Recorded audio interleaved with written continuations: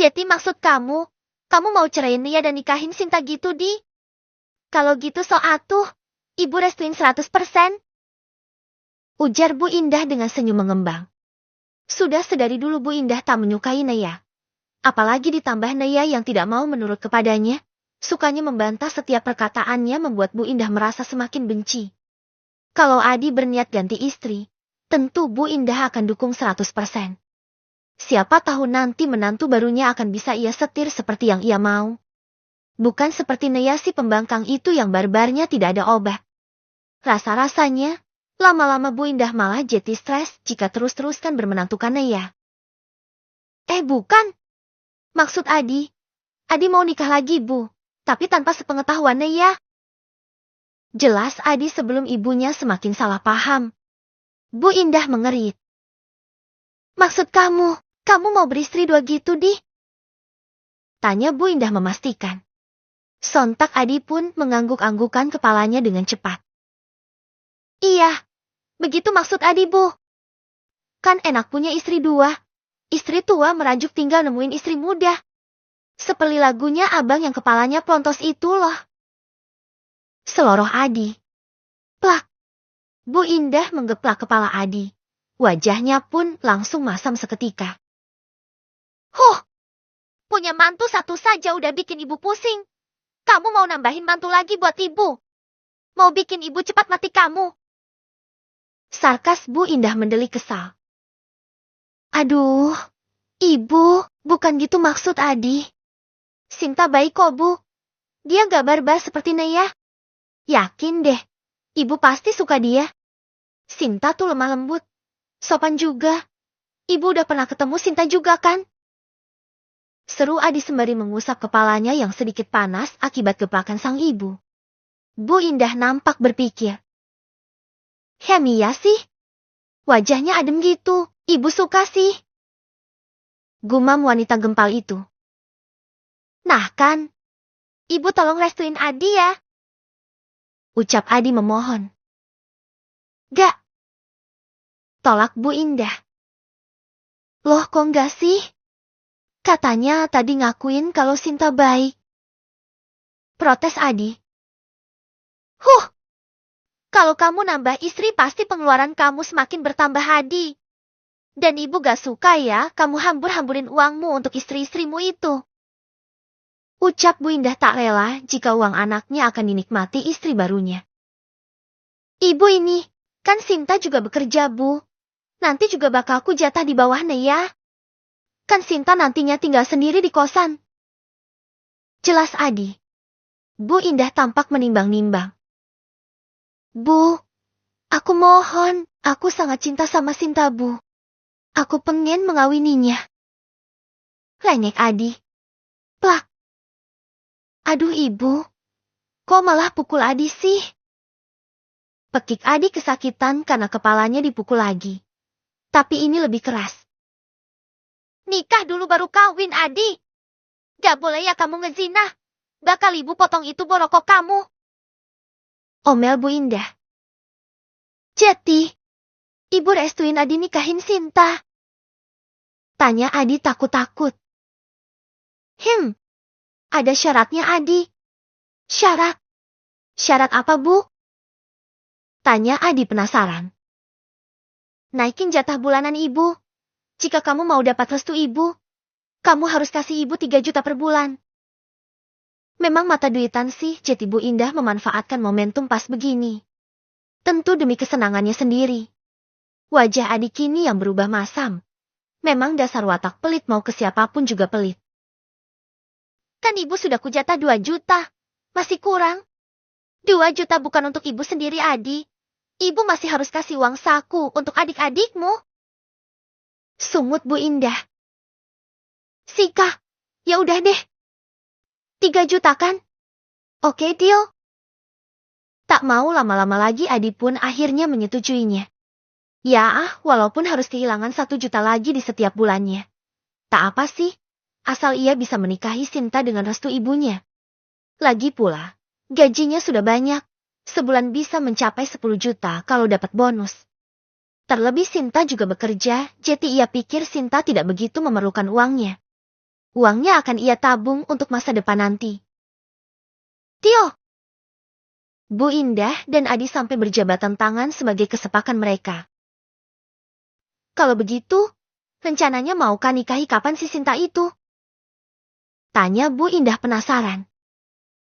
Ya kalau bisa secepatnya Bu, toh cuma nikah siri, palingan cuma selamatan aja untuk tetangga dekat yang ada di kosan Sinta. Bu Indah mengangguk mengerti. Ya udah, sini kasih ibu uang 5 juta. Ibu akan siapkan segalanya untuk persiapan nikahan kamu. Bu Indah menodong putranya. 5 juta? Banyak banget, Bu. Adi tersentak kaget. Beli cincin kawin emas muda yang 2 gram aja, Bu. Gak sampai sejuta itu. Imbuh Adi. Lah terus, kamu kesana mau bawa kontel-kontel aja selain emas itu? Ada perintilannya juga, Adi. Jangan bikin malu ibu di hadapan orang tuanya Sinta. Sarkas Bu Indah tanpa filter. Adi pun meringis. Iya Bu, tapi nanti ya, setelah gaji turun. Lah katanya mau cepat nikah, kon masih tunggu gaji yang turun. Adi meringis. Kamu punya banyak tabungan kan? Udah pakai aja yang itu dulu, nanti gajian kamu masukin lagi ke rekening. Sama aja kan? Ujar Bu Indah. Iya. Tapi apa harus sebanyak itu, Bu? Adi masih mengeluarkan uang sebanyak itu. Padahal hanya nikah siri saja. Kamu gak tahu saja sekarang apa-apa mahal, Adi. Pokoknya ibu mau uang 5 juta. Sisanya sebagai uang tutup mulut ibu supaya tidak bocor ke orang lain. Kata Bu Indah yang memang sudah berniat memalak putranya. Rencananya nanti, ia akan beli barang-barang untuk seserahan di pasar saja. Lebih murah dan pasti akan sisa banyak nanti uangnya. Sisanya ia akan Bu Indah kantongi. Ah ibu. Keluh Adi. Mau Jeti kawin lagi gak kamu? Ya, Jetilah. Ya udah, sini uang 5 jutanya. Todong Bu Indah lagi seraya menengadahkan tangannya tepat di wajah putranya. Adi pun mendengus. Iya. Tapi gak sekarang. Lagi mager. Besok aja lah. Saat pulang bekerja besok Adi akan mampir ke ATM. Oke. Kata Bu Indah kemudian kembali fokus menonton sinetron yang sedari tadi malah menontonnya. Aduh, nasib-nasib punya ibu mata duitan. Kalau begini mah jebol tabungan aku. Batin Adi merutuk. Hahaha. Belum tahu saja Adi kalau isi tabungannya sudah kosong melompong. Palingan cuma tersisa 50.000 itu pun sebagai saldo utama. Dan itu pun tak bisa ditarik. Sementara Bu Indah terbahak-bahak melihat aksi di dalam TV. Mengabaikan keresahan putranya yang merasa telah dirampok oleh ibunya sendiri. Tanpa mereka berdua sadari, sedari tadi ada seseorang yang menguping pembicaraan keduanya. Wah, mau sekongkol nyakitin Mbak Neya ya? Gak bisa dibiarin nih. Ibu dan Mas Adi sudah terlewat batas zolimnya. Gumamnya kemudian masuk ke dalam kamarnya. Di kamar ia pun mulai mengirimkan hasil dari rekaman videonya kepada sang kakak ipar. Kunting. Ponsel Neya mendapatkan notif. Dari siapa, Ney? Tanya Nanda. Keduanya memang sedang bertemu di luar. Dari adik ipar gue nih, sahut Neya. Aris atau si Ayu? Aris lah. Sejak kapan tuh Ayu kirim-kiriman pesan ke aku? Punya nomornya aja tidak? Sahut Neya. Loh, apa ini? Pekik Neya tanpa sadar. Apa sih, Ney? Heboh bener. Nanda ikut kepo. Ia mendekatkan wajahnya dan ikut menonton video yang berdurasi cukup panjang tersebut sampai selesai. Wah, gak bisa dibiarin nih, Ney. Lo harus melakukan sesuatu. Cetus Nanda ikutan geram. Sebagai sesama wanita dan juga sahabat Neya, jiwa Nanda ikut tercabik saat mengetahui suami Neya hendak menikah. Neya membuang nafasnya gusar. Tak dapat dipungkiri hatinya terasa panas walau tahu hal itu akan terjadi. Menurut lu, gue harus lakuin apa, Endea? Sumpah gue buntu banget. Ucap Nea dengan tubuh yang seketika lemas. Baru tahu Nea, ternyata diselingkuhi bahkan sampai suaminya hendak menikah lagi itu sakit sekali. Apa ya? Gagalin acara kawinnya mungkin? Celetuk Nanda yang juga merasa buntu. Nea terdiam cukup lama. Setelah memikirkan semua hal yang terjadi, tiba-tiba saja senyum Nea mulai terbit. Nanda yang melihatnya malah merasa ngeri. Ngapain lu Nea senyum-senyum tidak jelas begitu? Mulai sintingnya gegara rencana pernikahan diam-diam Adi. Sialen lo. Sungut Nea kesal. Nanda pun terkikik. Serius nanya? Punya rencana licik apa lu? Kepo nih gue. Tanya Nanda penasaran. Biasanya bestianya ini kan selalu tercetus ide yang di luar Nurul. Apa ya? Mau tahu banget atau mau tahu aja? Sengaja Nea mengerjai sahabatnya itu. Plak. Nanda yang gemas pun menggeplak lengan Nea. Waduh, sakitlah Endea. Kira-kira dong, bisa patah nih lengan gue. Ketus Nea sembari mengusap-usap lengannya yang terasa perih. Ya habis gemesin banget kamu. Pengen nyekik akunya. Sahut Nanda. Nea mendengus. Jadi gini, gue rencananya. Gak lakuin apa-apa. Elah. Si Naya udah ditungguin bener-bener jawabannya malah nyeleneh begini. Membuat Nanda semakin gemas rasanya. Nea, mau pilih yang mana nih? Tangan kanan yang berarti masuk kuburan, atau tangan kiri masuk rumah sakit? Nanda menggulung baju lengannya dan mengepalkan kedua tangan dan dihadapkan tepat di wajah Nea. Nea pun nyengir kambing. Wah, slow dong. Nea dengan perlahan menurunkan kedua tinju Nanda itu. Gini loh, dengerin baik-baik. Gua tidak akan melakukan apapun, biar aja rencana pernikahan mereka terlaksana. Kok gitu? Kerit Nanda memotong. Sika, tim dulu jangan main potong omongan gue. Nanti lu salah paham malah marahin gue. Ketus Nea. Oke, lanjutkan. Nanda mempersilahkan dan memasang telinganya lebar-lebar untuk mendengar penjelasan sahabatnya. Gua rencananya mau foto-foto dan videoin tuh acara pernikahan laki gue. Terus gue sebarin deh di medsos.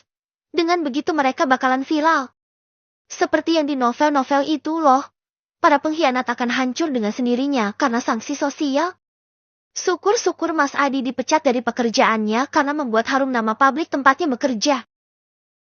Ucap Nea panjang kali lebar. Sika, mencemarkan nama baik pabrik kali Nei. Bukan mengharumkan. Ralat Nanda. Ya itulah pokoknya. Tapi cius deh. Ide lo kali ini licik abis. Seru Nanda berseru dengan semangat. Brilian Nanda. Bukan licik. Dikata aku wanita apaan? Aku kan wanita baik-baik. Licik mah cocoknya buat pelakor Sinta itu. Lalat Nea membenarkan kekeliruan pujian Nanda. Ya itu maksud aku. Ide kamu sangat brilian. Aku kok malah gak kepikiran ya? Hi. Cengir Nanda yang semangatnya malah melebihi Nea. Tapi mungkin saja rencana pernikahan mereka bakal diundur deh, celetuk Nea. Lah kok gitu?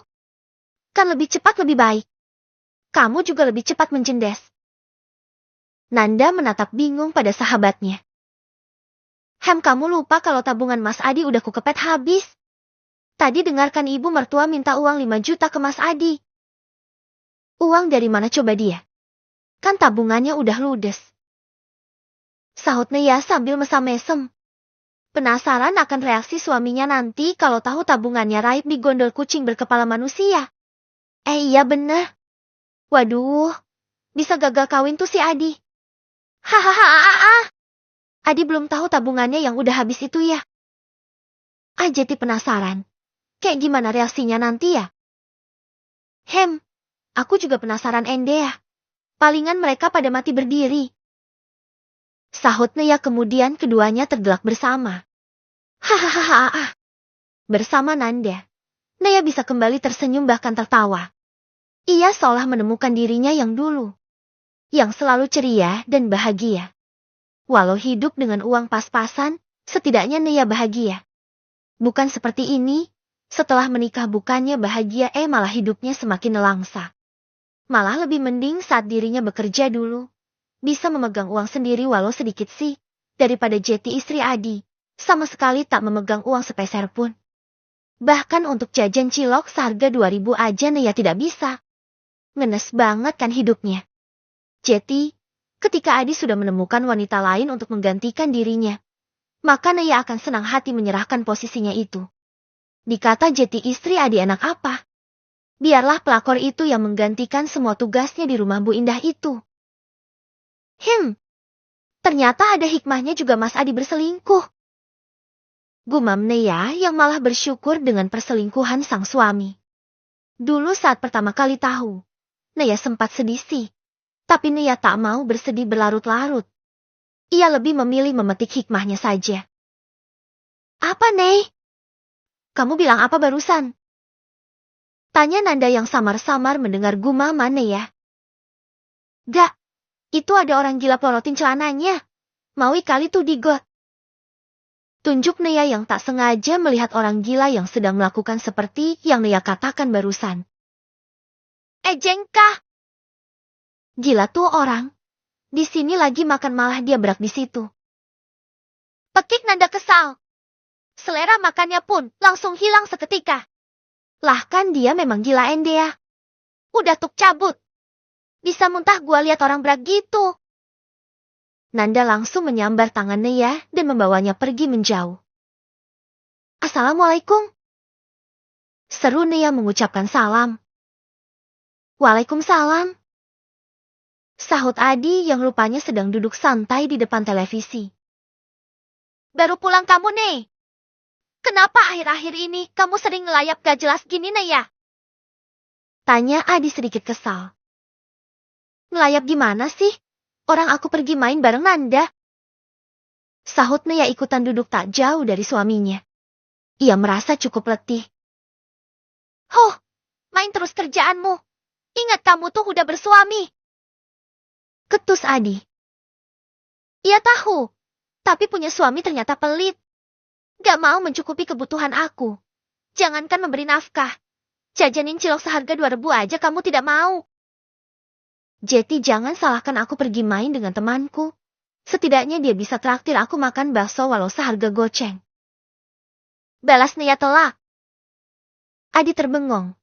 Hatinya merasa tercubit mendengar ucapan Naya yang mengandung sindiran itu. Kenapa diam? Kalau berasa tak pernah bahagiain aku mendingan kamu dim deh, Mas. Bukan maksud aku mau melawan kamu ya. Tapi di sini kamu tuh udah sangat keterlaluan. Aku di sini bukan babu ya, Mas, tapi istrimu. Malah mending babu yang kerjanya dibayar. Lah aku. Udahlah gak dibayar malamnya masih minta dilayani. Mending Mas ngaji lagi deh sama Pak Ustadz. Apa yang udah kamu lakuin ke aku tuh udah zolim banget. Awas hati-hati. Mati masuk neraka. Bahkan doa ibumu pun tak bisa menyelamatkanmu karena udah zolim sama aku yang notabene-nya yatim piatu. Sarkas ya? Adi mematung. Dia tak bisa berkata apa-apa dengan semua yang istrinya ucapkan. Hei, ada apa kalian ini? Ributin apa sih? Ganggu ibu tidur aja. Sungut Bu Indah yang tiba-tiba datang. Naya memutar bola matanya malas. Ibu tuh jangan tidur sore-sore. Hati-hati nanti malah kebablasan mati. Ketus Naya kemudian berlalu meninggalkan mereka berdua. Ia malas jika harus berdebat lagi dengan mertuanya itu.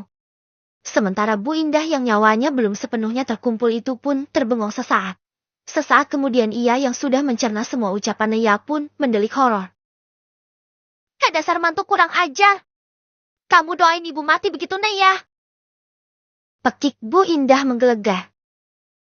Aduh ibu, sakit nih gendang telinga aku. Keluh Adi seraya menutup kedua telinganya rapat-rapat. Makanya, kau didik itu istrimu Adi.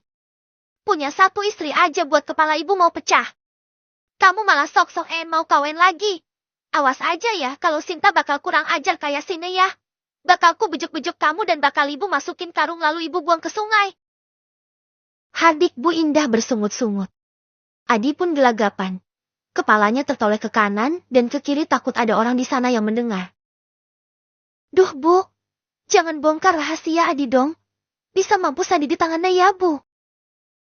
Spontan Adi langsung membekap mulut ibunya. Lepas Adi. Tanganmu kenapa bau ESM begini?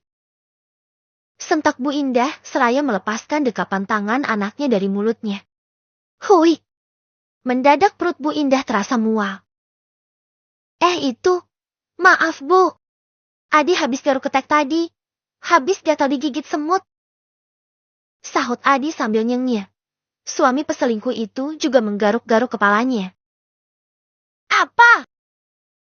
Pekik Bu Indah semakin mual. Kalau habis garuk ketek kenapa kau buat bekap mulut Ibu Adi? Jorok sekali kau ini. Pekik Bu Indah sangat kesal. Kantuknya pun sirna sudah. Berubah jadi kesal tak ketulungan. Ya habis Ibu ember banget. Jangan singgung-singgung rencana pernikahan keduaku dong. Kalau Naya dengarkan bahaya. Sahut Adi berbisik tetapi juga tegas. Bu Indah mendengus. Besok uang 5 jutanya sudah harus ada Adi. Peringat Bu Indah. Iya. Jawab Adi jengah. Kalau sudah menyinggung uang saja ibunya ini gercep sekali. Ibu jangan sampai keceplosan lagi begitu. Bisa-bisa gonjang-ganjing seisi rumah kalau menantu ibu itu tahu rencana Adi. Pesan Adi kembali duduk melanjutkan minum kopinya. Ilih, kamu takut pada Nayadi? Tinggal ceraiin dia. Selesaikan. Sahut Bu Indah dengan entengnya. Wanita bertubuh gempal itu mendudukan dirinya kasar sembari mencomot pisang goreng yang tersaji di depan Adi. Sampai kapanpun aku gak bakal ceraikan Naya Bu. Aku tuh cinta mati sama Naya. Ibu ngerti dong. Sahut Adi yang mendadak teringat dengan perjuangannya untuk bisa mendapatkan seorang Naya. Kala itu cukup sulit karena saingannya seorang dokter tampan. Sedangkan dulunya ia hanya pekerja buruh pabrik. Ya, sejak dulu pekerjaan Adi buruh pabrik, karena sudah bertahun-tahun mendedikasikan dirinya di pabrik tersebut. Atasannya pun memilihnya untuk dipercaya menjadi kepala bagian setelah kepala bagian yang lama dipecat karena korupsi. Halah ngaku cinta mati, tapi selingkuh juga. Kayak kentut tahu gak omongan kamu di? Busuk baunya. Kalau bapakmu selingkuh juga kayak kamu, bakal habis bapakmu di tangan ibu. Ibu bakal hajar bapakmu sampai mudi, terus ibu potong-potong itu sosisnya berbentuk dadu. Sungut Bu Indah tak habis pikir. Adi yang mendengar perkataan ibunya pun meringis ngilu. Apa jadinya kalau Naya tahu perselingkuhannya nanti ya? Naya kan barbar. Apa istrinya itu akan melakukan hal yang sama seperti yang ibunya katakan tadi? Kok Adi jadi ngeri sendiri ya? Kok malah ragu dengan keputusannya itu? Jangan gitu dong Bu bicaranya. Pokoknya ibu harus dukung Adi. Memang ibu gak kepengen cucu apa? Layu Adi. Mendengar kata cucu, sontak mata Bu Indah pun berbinar-binar. Ya mau dong. Sahutnya. Ya makanya itu Adi harus kawin lagi demi mendapat keturunan. Naya kan mandul Bu. Cetus Adi. Iya kah? Memang kalian udah periksa? Beo Bu Indah. Adi menggaruk-garuk tengkuknya sambil nyengir. Ya belum. Tapi dilihat dari tubuh Naya yang kurus begitu kan itu pertanda dia gak subur Bu. Terbuktikan sampai sekarang Naya gak hamil-hamil. Ucap Adi dengan otaknya yang dangkal. Tahunya orang kurus itu tidak subur. Terlebih sudah hampir 1 tahun mereka menikah belum sekalipun istrinya memperlihatkan tanda-tanda kehamilan. Dengan semua pemikirannya itu Adi mengklaim kalau istrinya yang mandul. Secara Adi sendiri merasa sehat pun dengan berat badannya yang ideal. Tetapi walau begitu Adi tak mau menghardik istrinya dengan kata mandul. Begini-begini Adi sangat mencintai istrinya. Sehingga tak mau melukai hati istrinya itu. Ia lebih mencari solusi lain dengan menikah kembali. Walau cukup beresiko. Tetapi Adi harus lakukan demi keberlangsungan garis keturunannya. Taulah, terserahmu saja Adi. Bu Indah memilih acuh. Yang penting ia besok akan menerima uang 5 juta dari putranya tersebut. Aku minta ibu jangan pernah singgung Naya soal anak ya, Bu. Jangan tuntut dia untuk hamil dan melahirkan. Kasihan Naya kalau bersedih karena mandul. Adi akan tetap kasih ibu cucu kok. Ya, walaupun dari perut orang lain. Pesan Adi terlihat khawatir, tapi juga tanda ia sadari dirinya telah menyakiti istrinya sendiri. Iya. Kenapa kamu jadi bawel begitu? Tanpa mereka sadari, Naya sedari tadi menguping pembicaraan mereka. Tega banget kamu, Mas. Tuduh aku mandul. Bagaimana aku bisa hamil? Sedangkan setiap hari aku kalian buat stres.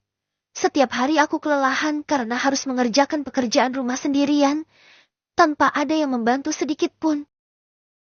Gerutu Naya merasa miris dengan cara berpikir sang suami.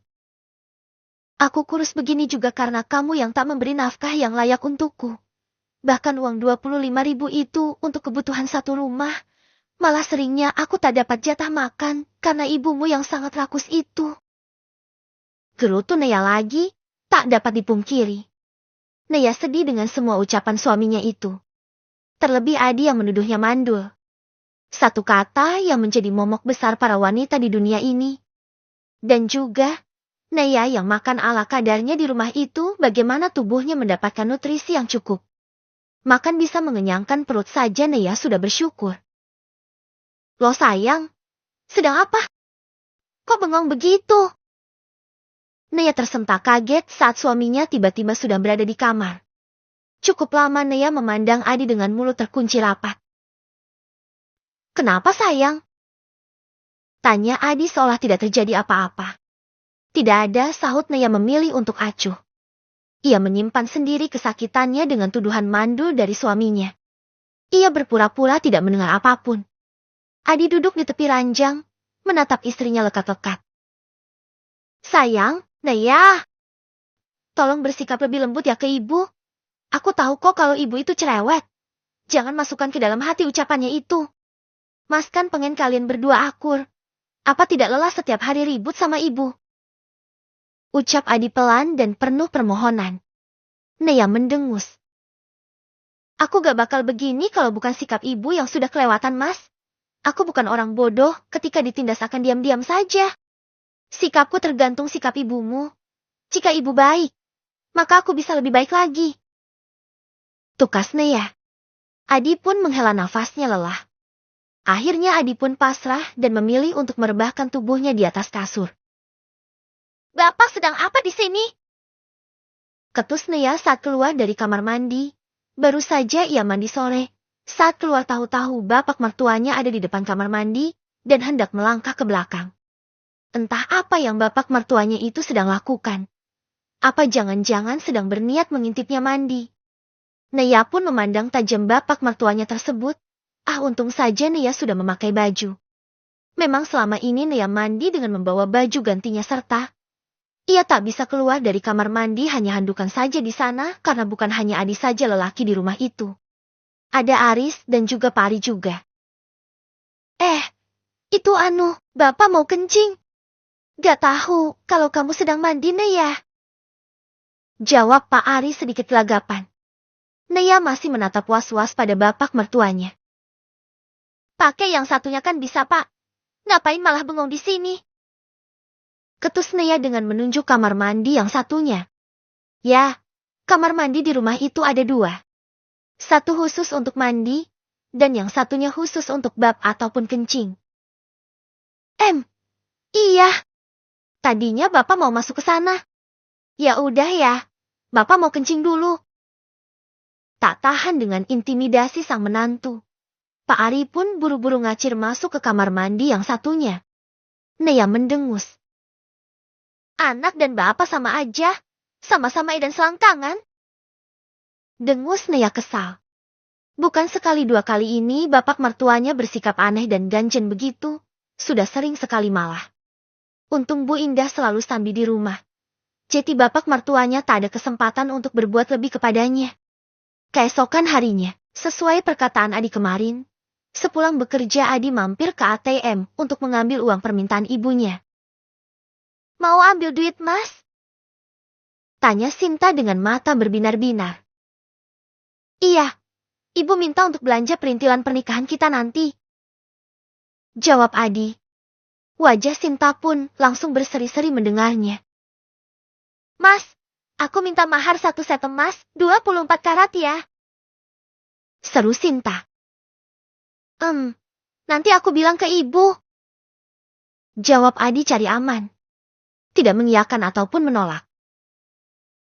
Kamu tunggu di sini sebentar ya. Mas ambil uangnya dulu. Sinta mengangguk, kemudian Adi masuk ke dalam ATM sendirian. Adi mulai mengutak-atik mesin ATM tersebut. Sesaat kemudian mata melotot. Hampir saja menggelinding ke bawah. Loh kok,